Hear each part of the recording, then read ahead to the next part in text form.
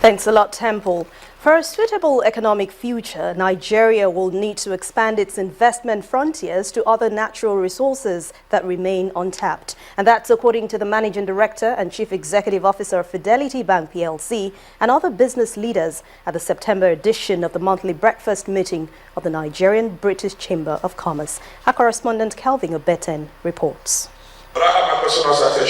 In the wake of falling oil prices, the Nigerian British Chamber of Commerce choose to discuss new and emerging business opportunities outside oil and gas. The Managing Director and Chief Executive Officer of Fidelity Bank, Nnamdi Okonkwo, shared extensively on the topic. You have distributive chain, you have resellers, you have a lot of people. He identified about 15 emerging opportunities in key sectors outside oil and gas, including agriculture, power, transport infrastructure, manufacturing, and education. Shift in government spending will create opportunities. I think the government is emphasizing development of primary education, and what this means is that there will be opportunity for people to invest in secondary and tertiary education, like you see a lot of private schools we have now. Government's current attention on agriculture is high. Indeed, I think this government has made a statement that they will continue with the agricultural reforms of the previous government. Now, the drive for self-sufficiency in production of staple food, like rice, will provide opportunities. While funding is required to drive these growth areas, investors need to be protected. Banks are always looking for avenues to fund profitably and return the money to investors. So once the framework for operations in any sector is clear and operative, it makes those sectors more bankable. And banks actually look forward to supporting those sectors because we're in the business anyway to support economic growth. In our policy dialogue and our further discussion with the government, we would then be sitting with government to then answer that these are the challenges we have in being able to move local content, local production, and taking advantage of the other opportunities beyond oil and gas. This, we need a framework. Let's look at the policy together, let's talk to it, and let us see how we can make it to work. Organizers of the meeting have promised to present these ideas before policymakers with the hope that they will be treated with utmost consideration. Kelvin Obeten, Channels Television News. Shareholders of flour mills have given approval for the payment of 5.5 billion naira as dividend for the year ended March the 31st, 2015. At the 55th annual general meeting of the company, the investors voted unanimously for the payment, which amounts to 2 naira 10 kobo per unit. This is the 55th annual gathering of flour mills board members and shareholders.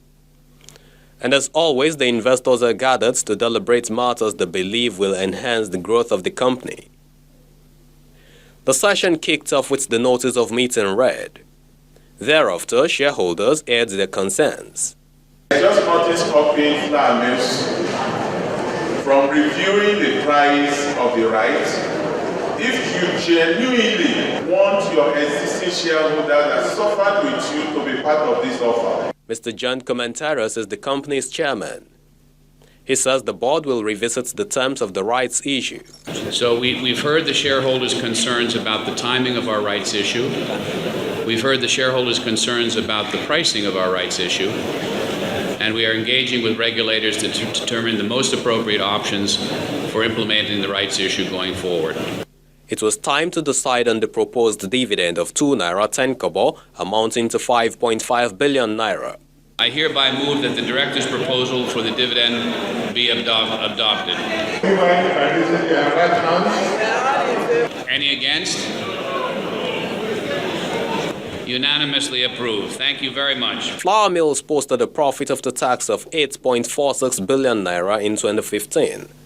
The investors say it can only get better. I doff my heart for them. That result is good. They are giving us a dividend of 2 naira 10 kobo, and they are promising us something again for next year. One must be mindful of the fact that in 2014 there was also a bonus of 1 for 10. Yes, the bonus is not being repeated this year, but that bonus is benefiting from the 2 naira 10 kobo as well. So it was a difficult year, but we also saw, it as an opportunity to really become more agile and more nimble in our way of, doing our businesses. We anticipate to see a steady and progressive growth in all the businesses that we've invested in so much over the last 3 to 5 years, especially the new investments in AgriAllied and finding greater local content in our food basket. The company is looking to acquire some agro-allied industries. This expansion strategy is expected to contribute to the company's profit in the next financial year. While major markets around the globe ended southward today, except for U.S. markets, which closed in the green. Here are some of the global market figures.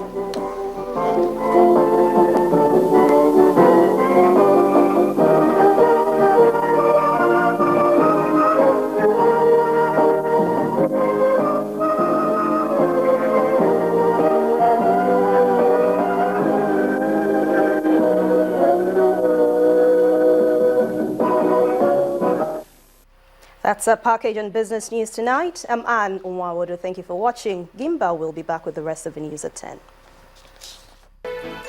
Time now for sports news on the news at 10 with Charles Seruka. This is the ultimate redefined for men.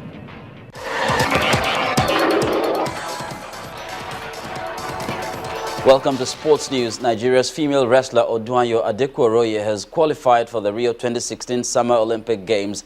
The Commonwealth gold medalist faced a lineup of top wrestlers at the ongoing World Senior Wrestling Championship in Las Vegas, USA, to achieve the feat.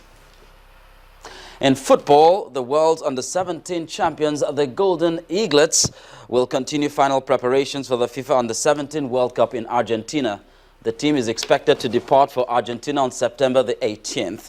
The Eaglets are drawn against host Chile, USA, and Croatia at the Under-17 World Cup, which kicks off in Chile next month. Football Administrator Prince Ali bin Al Hussein has suggested that he is the right man to lead the new era of FIFA, speaking in London a day after confirming that he will contest the February the 26th presidential election. The 39-year-old says football needs to be rescued from its present predicament before it's too late. And now to tennis. Serena Williams must wait until tomorrow to continue her pursuit of a calendar Grand Slam after the women's semi-finals of the US Open were postponed with heavy rain forecast. Serena will face Roberta Vinci after second seed Simona Halep meets Flavia Pennetta in the other last four match. Game, set and match on Sports News, and it's back to Gimba with the rest of the news at 10.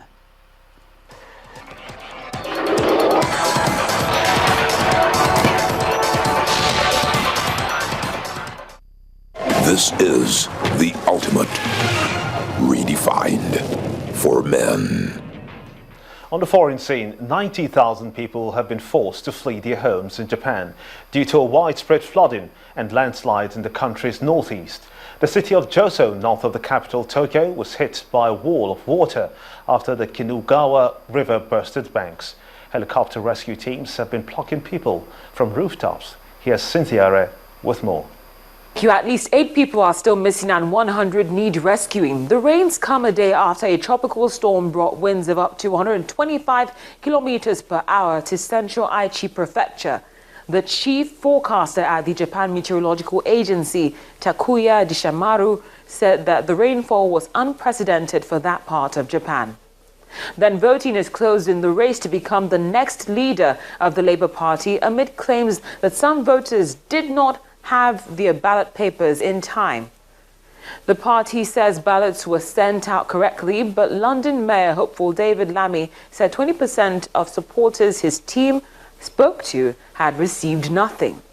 Finally, Guinea-Bissau's president, Jose Mario Vaz, dismissed his 2-day-old cabinet after the Supreme Court ruled that his appointment of a new prime minister was unconstitutional. And that's plunged the coup-prone nation into a political crisis. That's the foreign news wrap-up. It's back to you, Gimba. And the main news again. President Muhammadu Buhari has told the Togolese president, Faure Gnassingbé, that commendable efforts have been made to isolate the Boko Haram insurgents. And that's how it's been on the news at 10 tonight. I want to thank you so much indeed for being a part of it. I'm Gimba Umar. On behalf of the entire production team, have a splendid night rest. Good night.